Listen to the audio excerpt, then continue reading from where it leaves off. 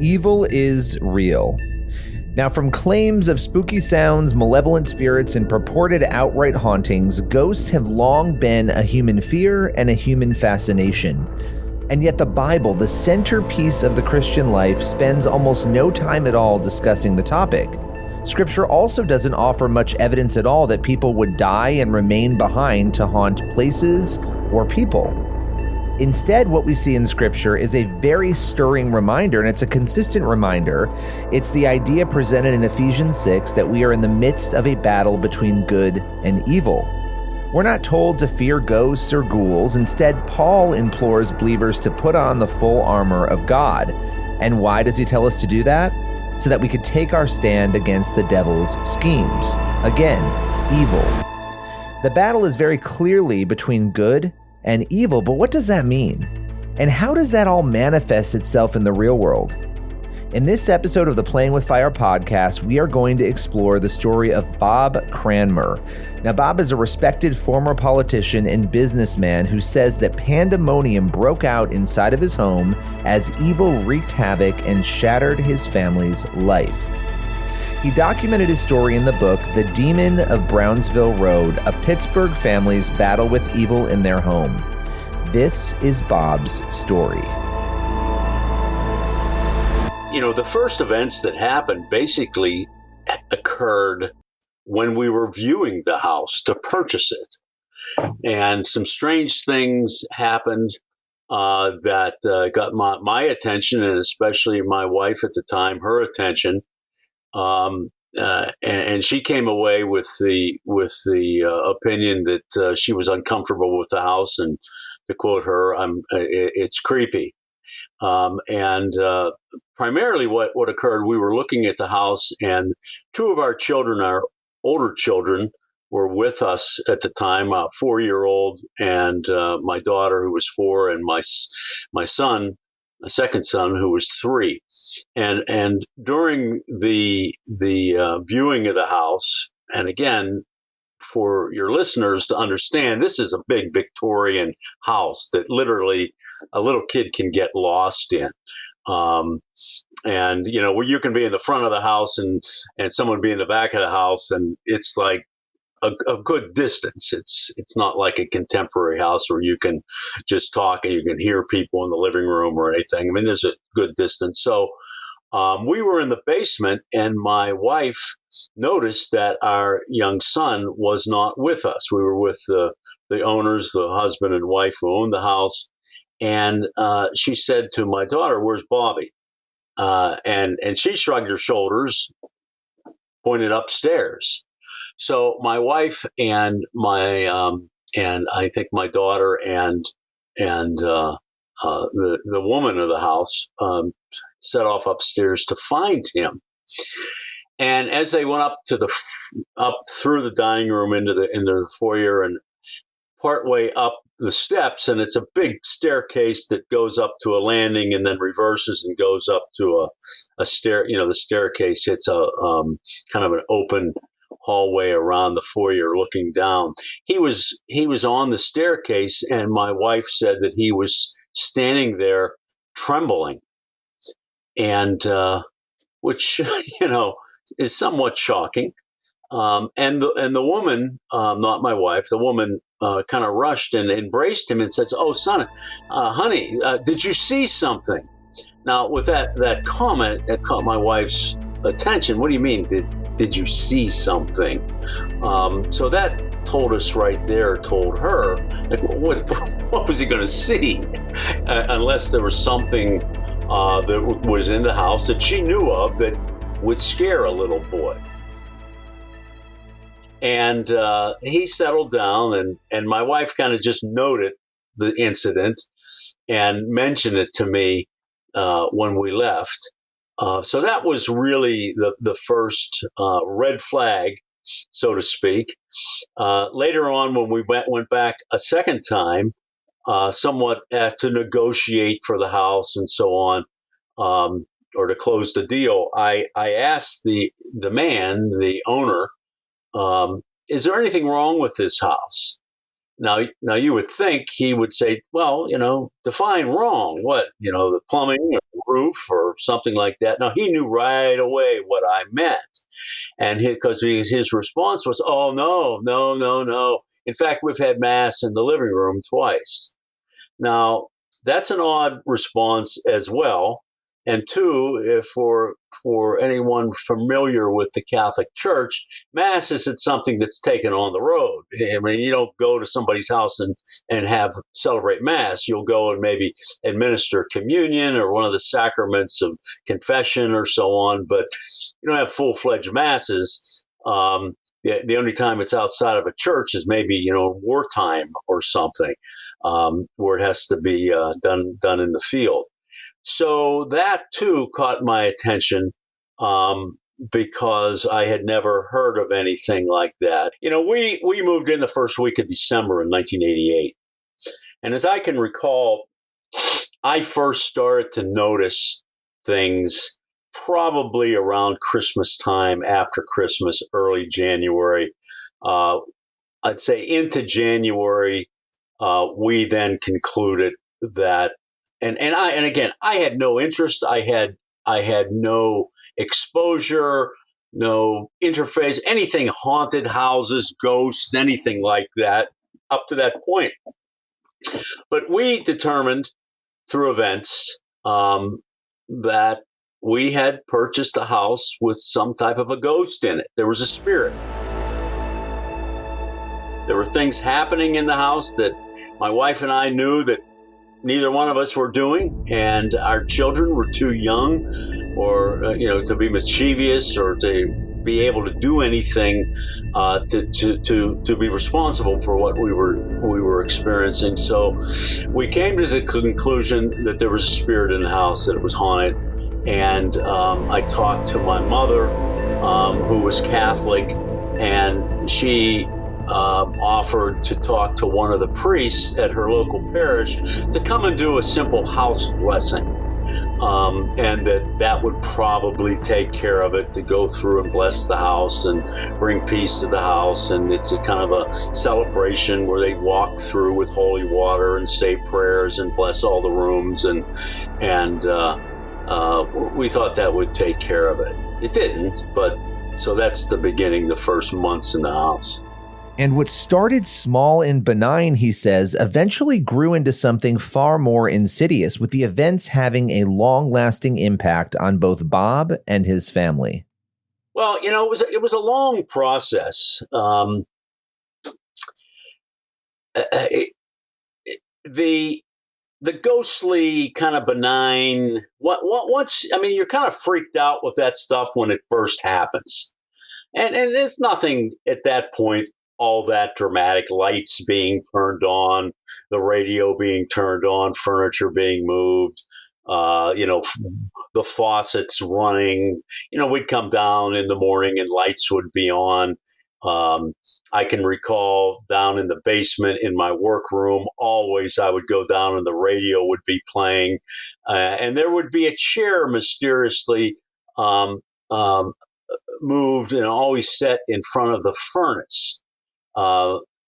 For whatever reason. So once you kind of get used to that stuff, you just move the stuff, turn it off, and really don't pay it any more mind, and think, okay, we can peacefully coexist with this as long as it's not dangerous. If this is all it is.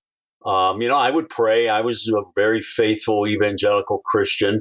I can recall at night when I'd put my kids to bed, we always would sing from an old Baptist hymnal, and I would be thinking I would sing rather loud, power in the blood and victory in Jesus and all that stuff. Just thinking I'm going to bless this house.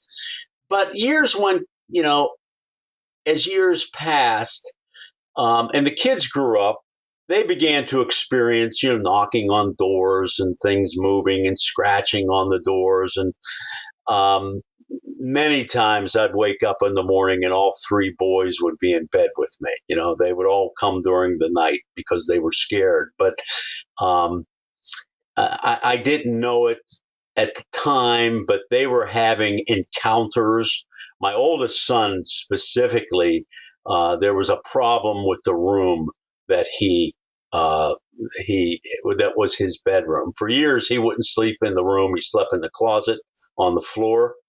And when he was about 8 years old, an apparition appeared over his bed, and it was pretty scary.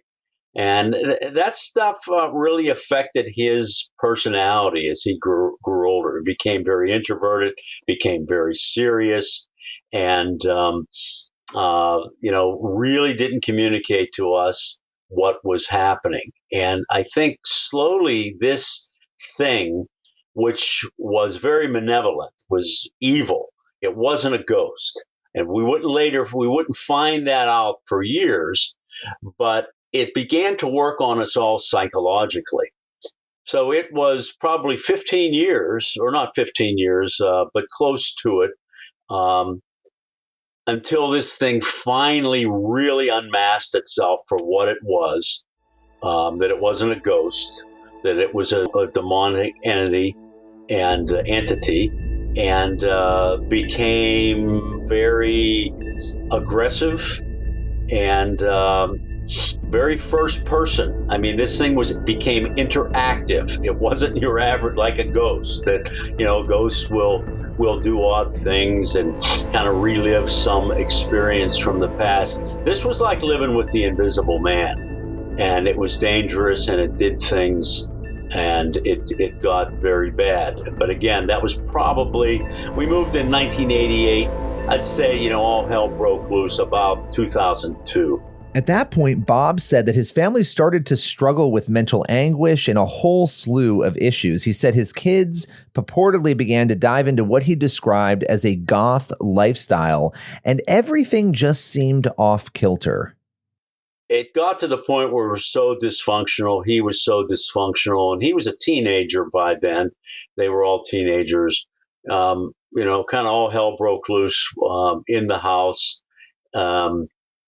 One night, there was a fight between myself and my oldest son. He attacked me, and police were called. I was arrested, put in jail. It was a bad scene.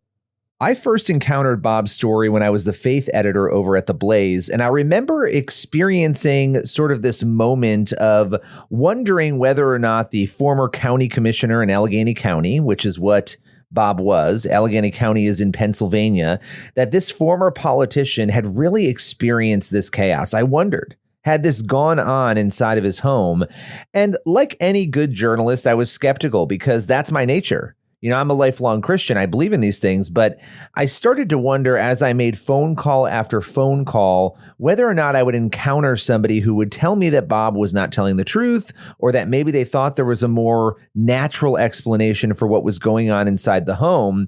But I was blown away to hear source after source back up his claims, some of them doing so off the record.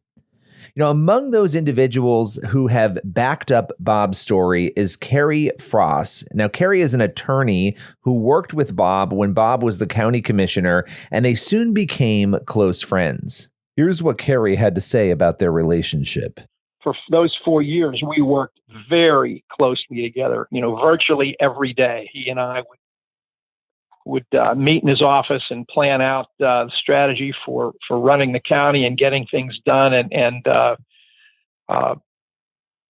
we developed a very close relationship. And the other thing is we were both followers of Jesus. So we were involved in that kind of thing too. And we're in a prayer group together. And we go on retreats together. And so we developed a pretty close relationship. And I developed a very close relationship with his family, his children, particularly his 3 boys. I was a counselor at a church camp, and I make sure his boys were always up there with me. And so I got to know the family quite well. And Bob and I became very close friends and colleagues. The friendship that Carrie and Bob built continued well after Bob was no longer county commissioner. Eventually, Bob started sharing with Carrie some of the things that were happening inside the home. I got a phone call one evening, and he sort of tentatively said, some strange things have been going on in my house. I want to tell you about them. And he related to me the strange occurrences that were happening in a little used coat closet underneath this elaborate staircase that was in his home. And he related that a chain on the light bulb, the light would be turning on and off, and he'd go in, and the chain would be wrapped around the light fixture. And he would unravel it and leave, and he'd come back, and it was wrapped again. And so this strange, I guess you could call it poltergeist activity, whatever it was. We didn't know, but he kept seeing this. And then he would call me on a couple of occasions and say and start to make other connections. He said, there have been some actually strange things going on in his house for quite a while, which we've actually kind of gotten used to and have ignored. And he started to connect the dots, and he realized that some of these strange occurrences had even happened from the time that he first bought the house. But during this time, they seemed to. So that was the first incident. And other things kept escalating from there.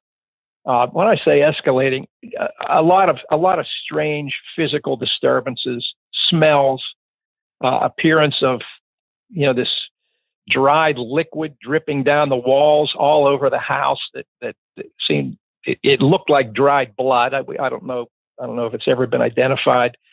Books had come off shelves, pictures would be askew, and many other things that he chronicled in the book.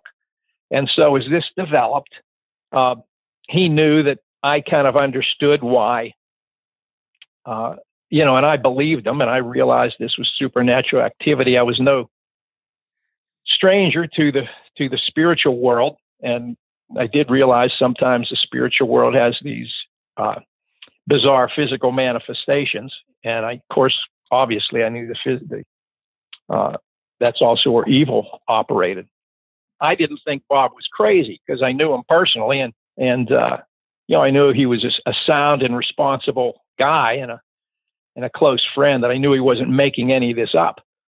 Amid the many years during which these events unfolded, there was one event, a potentially dangerous moment inside the home that forced Bob to really begin seeking help from faith leaders.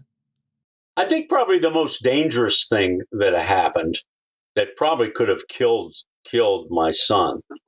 And this is what really alarmed me or pushed me to the point I need help. I need to find someone to help. One day he was in his bedroom. It was after school, and he heard a loud pop in the corner of the room, a loud noise, almost like a light bulb that had broken. Loud pop. And as he heard that sound, he also heard or felt something whiz right by his head and smash into the wall and break. So there was an object that originated in one corner, flew across the room, just missed hitting him, hit the wall, and he went to see what it was. It's almost like a bullet came by him. So he found on the floor and where it had hit the wall, and again, this is an old Victorian house that has, plaster walls. The plaster's probably an inch thick. And what it was a music CD that some way was jettisoned across the room at great velocity, somewhat aimed at him, but missed him. And it hit the wall with such force. Now, remember, a CD is a pretty durable little thing. I mean, even to take one and break it in half, you would really, have to use some force to break the thing in half. Or if I could take one and probably throw it against a concrete wall, and it would just crack, or maybe it would chip. This thing hit that plaster wall so hard with such force that it actually shattered like a plate would. A ceramic plate into shards. You could hold the pieces of it in your hand. It no longer was circular. It was just like a broken plate, a broken piece of glass. That's how hard it hit the wall. Now, if that would have hit him, it could have gone into his neck or really whatever. It was dangerous. So when I came home, my wife showed me this in her hand, and I said, "What is that?" And she told me the story that I just told you, and I said, "Whoa, this is getting serious," because other things had already taken place. So with that, I realized I need help. Now, who are you going to call? What are you going to do? The only organization that I knew of from the movies and so on was the Catholic Church. The Catholic Church claims to have a handle on um, evil, on spiritual things. And I knew this was not your average ghost. This was something serious. It was trying to hurt us. Getting help, though, wasn't as easy as you might think. As I explored in my book, Playing with Fire, many Protestant churches don't address spiritual warfare. And this was the exact problem that Bob faced as he and his family sought a solution to the madness unfolding inside their home. I had mentioned to the pastor of our evangelical church prior to that things in the house I felt were evil. There was something not right. I needed help. He basically looked at me and said, "What do you want me to do?" So he demonstrated that there was no desire or interest in getting involved in anything like that. On the other hand, because of who I had been, a significant public official, and I was still very good friends with the mayor of Pittsburgh, who was sitting mayor at that time. The mayor actually went and met with the bishop of the Diocese of Pittsburgh, went on to be a cardinal of the church, Cardinal Donald Worrell, told him about what was taking place in the house, that we were concerned. We wanted the church to help us, and he assigned priests to work with us. And from that point forward, I worked with 3 different priests. It expanded at one point. They brought in an exorcist from New York City.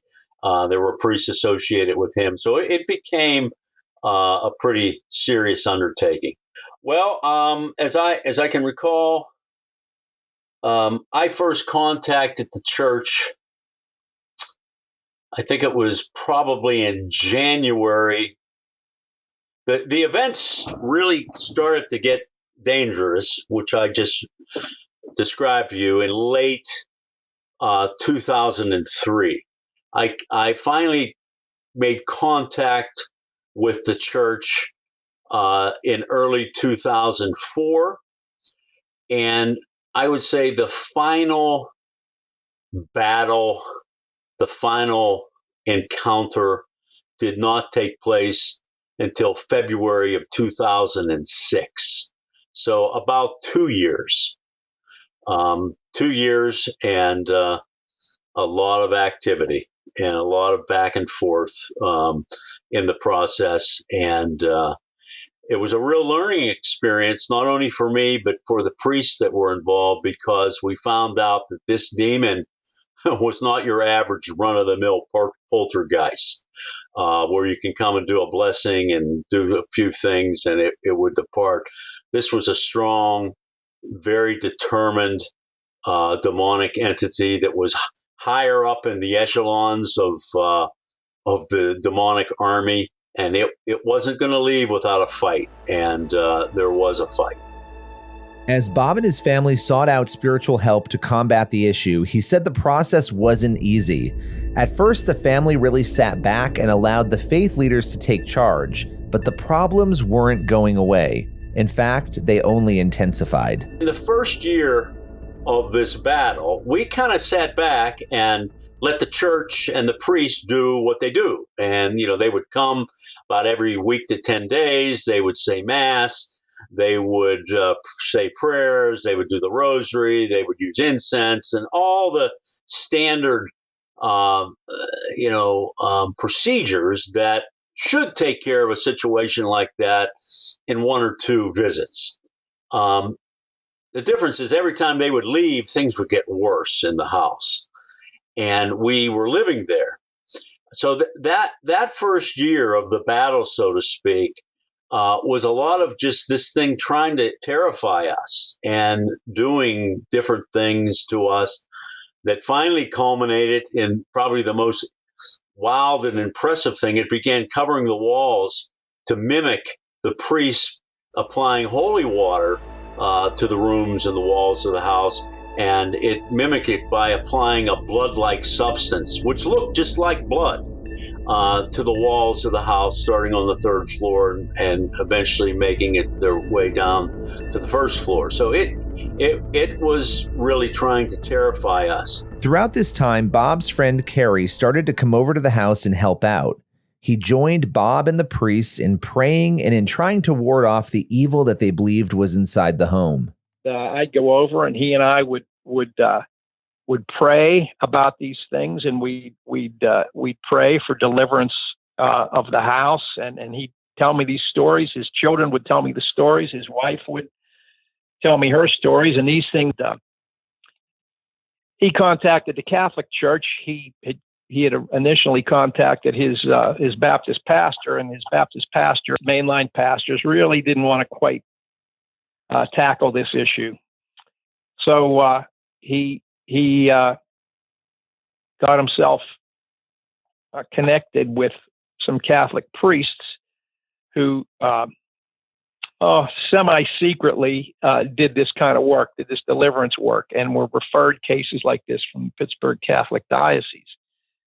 And so they began to come over, and I would meet with them for these prayers and for these,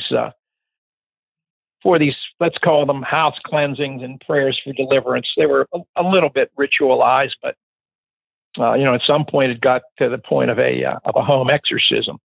But I would always be present for these things, and I got to know the priest quite well. During Kerry's time in the home, he recounted some of the things that he personally witnessed, including scratches on a man who visited the home that seemed to appear and disappear mysteriously. He has a shaved head, and all of a sudden 3 scratches appear on his head. And he says, and it's on camera, he said, "Look at this, look at these scratches." And so I'm looking at them, and sure enough, there are 3 linear scratches with a little bit of blood coming out of them on his bald head. And within a very few minutes, as it's on camera, they disappeared and the blood went away. So I saw that personally. One incident, the Bob and 2 priests and I were on his front porch in a prayer circle, literally knee to knee. And Bob had brought out a rosary where the crucifix had been bent, and it looked like it had been chewed with animals' teeth. It was bent, and there were pointy indentations. And I had my hands out, and he dropped it in my hands, and all 4 of us are looking at it, at the rosary. And as we're looking at it, all of a sudden, the crucifix, the cross, becomes separated from the beads. It just, that's the best I can say. So all of a sudden, look, it's not connected anymore. I looked around for where the little link must have been. There was no link that was broken or fell. It just somehow dematerialized itself off of the chain. And we were staring right at it. Another time we were praying with the priests, and they had been invoking Mary, and I smelled, I don't know if they were roses, but I suddenly smelled this great floral smell. I had smelled on occasion, as we were praying in different rooms, the smell of burnt rubber. I saw the drippings on the walls, this brownish red liquid. And, it couldn't have been thrown on these walls because some of the walls in the stairwells are very high. And then there was also a light fixture where there was some of this material inside the light fixture. So I saw that. I did see some firsthand reactions. I remember one time I was at Bob's on a Saturday morning. We were sitting around his dining room table, his son and his girlfriend came running down from his bedroom, showing us a CD, which had just been shattered. A CD of one of his heavy metal records had flown across the room sideways, put a slice in the plaster wall, and shattered. And I was there like minutes after it happened. It was happening upstairs, and we went up, and there was a slice in the wall. According to Bob, these sorts of events were anything but rare inside the home as the spiritual activity started to become rampant and ceaseless. But one of the strangest elements of the story is what the family says they discovered under a closed-off staircase. This thing was in the house all the time, and it would operate in spurts. It would operate for a few days very actively, and then it would go away for 4 or 5 days, and then it would come back again hard. So I thought, this thing is doing what it does, and maybe it has to recharge or take refuge somewhere. And we found out where its lair was, so to speak. There's an area in the exact center of the house underneath the grand staircase. It's a large area that I could almost stand up in it. A child can stand. It's probably about 4.5 feet high, and that area was completely closed off from the time the house was built in 1909. It was strange. We found the whole number of items that were in that area that had been placed there over the years that shouldn't have been there. I can remember even finding some of my son's Lego toys in this space under the steps. And again, remember, there's no way in there. It's completely sealed off. No way to get in there or put anything in there, but there was items in there, and there were Lego toys. This place was sealed off in 1909, and Legos weren't around then. But we broke into that area, and that really disrupted this thing. Carrie also described this area under the staircase, offering additional details about what was found inside. It seemed people were getting a sense that something was going on in that closet and, the stairwell that it was under. And crawled back in there and removed panels that certainly had never been moved or touched since the house had been built, which I think was 1910, as I recall. So we pried a panel off inside this closet, and inside there was a piece of amber. There was a bizarre pencil drawing on rolled up paper, and that's all in the book. But it was somebody's rendering of the family and the house, and it had a weird, sort of demonic looking flying pig on it, and it was just strange. And there were 2 little Lego pieces, Lego persons that had belonged to the children underneath there, and there was just no way that they could have. There's nowhere to fall into this space that had been enclosed for many years. But I was there when we opened up that panel. So that was strange. Now, I guess any of these things in isolation, maybe there are explanations, but taken together, it's convincing. As efforts to rid the home of evil forged on, Bob and his family decided to take other offensive actions and a different approach. They started taking steps to individually and intentionally push back against the evil they believed was inside their home. And with that disruption, it was angry.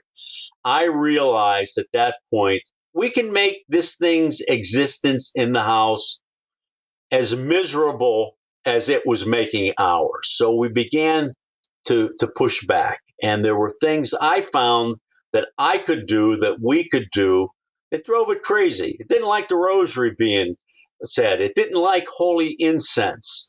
It didn't like the movie The Passion of the Christ. It hated the movie. Now, for all the controversy surrounding that movie, if you look at it for what it is, it's a powerful spiritual movie depicting God's ultimate defeat of evil, of Satan. So it didn't like that movie. We played it for 6 months nonstop in the house. It would turn the TV off. It would turn the DVD player off. It would take the DVD out of the player. But we literally played that movie until the player just gave up its ghost. It wore out. And through that second year, as we began to not be terrified with what it was doing, till we began to be able to laugh at what it was doing to us. And it knew it wasn't, I think it fed off of our fear. And once we realized that we could make light of it, and I could push back at it, and with the priests and what they did, we had a concerted effort to weaken it, and it became a test of wills. It became a endurance of who could last longer, and it finally withered away and left. While possession and exorcism are common biblical themes, not everybody will embrace the idea of an infestation, the idea that demons can attach themselves to a home or a business or any other place for that matter. But as Bob began to research the history behind the home and the property, he believes he began to uncover some of the underlying reasons that the evil had taken root. We had discovered that in 1792, not long, after the Revolutionary War, and the western areas of the country at that time, which was Ohio and Indiana, were opened up to settlement. The Native Americans that lived on the other side of the Ohio River in what was called the Northwest Territory objected to this new country invading their land. They had not signed the Treaty of Paris. They had an agreement with the British that settlement would be confined to the eastern side of the Appalachian Mountains. So when all these folks started to move into the Ohio Territory, they weren't happy. There was a war that started, first war that the United States government had to deal with. It was a very vicious war. And during that time, they raided to the Ohio River. And Fort Pitt, which Pittsburgh is named after, was reactivated. And that's only 6 miles from our house. And there was a settlement on the land where our house is built. And a family was massacred. A mother and her 3 daughters were killed by a marauding raiding party, which was out of character. They didn't usually kill women and children, but in this case, they killed the mother, and they're buried right in the front yard. And we believe that whatever spirit those Native Americans prayed to make them mighty warriors and victorious and courageous was an evil spirit that attached itself to the place of that massacre. And as we later found out, it was the spirit of Moloch, which is dedicated to to hurting and killing children. Later on in the 1920s, the owners of our house would rent out a room in the house to an illegal abortion doctor. So abortions were performed in the house for many years. Many young lives were snuffed out in the room where my son later would be his bedroom, and where we would play the movie The Passion of the Christ. And it was not a good situation for children to be in, especially my children. Some people might have questions about Bob's story due to the nature of the claims, but it's impossible to ignore the fact that sharing his story comes at a cost. Now listen, Bob is well respected. He was the former county commissioner in Allegheny, and he owns businesses. He's a staple in the community. Now he could have remained quiet, but he felt compelled to write his book and to share his story. What did I have to gain really by writing and publishing this book? At the time, I wasn't retired. I'm still a very public figure. I have a business in the city, kind of based upon my reputation, my success, and to go public with a story like this that you're not sure how people are going to take it. You hear about, haunted house, you hear about someone saying they're seeing UFOs or Bigfoot or something like that. You think, maybe they're somewhat of a kook. I wrote this book primarily because, one, it's true. It's all true. It all happened. And in my mind, it demonstrated to me that everything in the Bible concerning God and the devil and Jesus and the whole story, it's all true. It's all true. There's no question in my mind that evil exists and that the power of God is there to repel it and to confront it. And that's very important to get out. It's like, people have faith. I believe in God. You believe, you're fairly confident in your faith that it's true. My faith, on the other hand, I think is akin to the faith of, the 12 apostles who saw Jesus raise someone from the dead, who saw Jesus walk on the water, who saw Jesus feed the 5,000 men and other people. That faith is a little different because you saw it happen. You saw Jesus. My faith, I believe, is in the same category because I dealt with this evil entity up close and personal, day in, day out, week in. Took for months, took 2 years. I would talk to this thing. I would battle this thing. It would interact with me. So I come out of that taking notes the whole time, saying, I got to tell this story. One of the things that we talked about in our discussions that was really interesting to me was this idea that so many people in America today are abandoning their faith. They're leaving Christianity behind. Now, Bob believes there's a reason that despite that removal of faith from so many people's lives, that the paranormal has simultaneously gained so much attention. He believes that people are looking for something beyond themselves. What I've seen, there's so many young people alive today that have had no training, no interface whatsoever with religion. Maybe their grandparents went to church, their parents didn't. So they really don't have any understanding of God or the Bible or even morality and 10 Commandments and so on. But they know that something else, they have this feeling within them that something else exists beyond the flesh, beyond, the everyday life, that there is something spiritual. And I think that's why the paranormal has garnered so much interest. As for Carey, he understands why so many people who are deeply rooted in the material world struggle to understand stories like Bob's.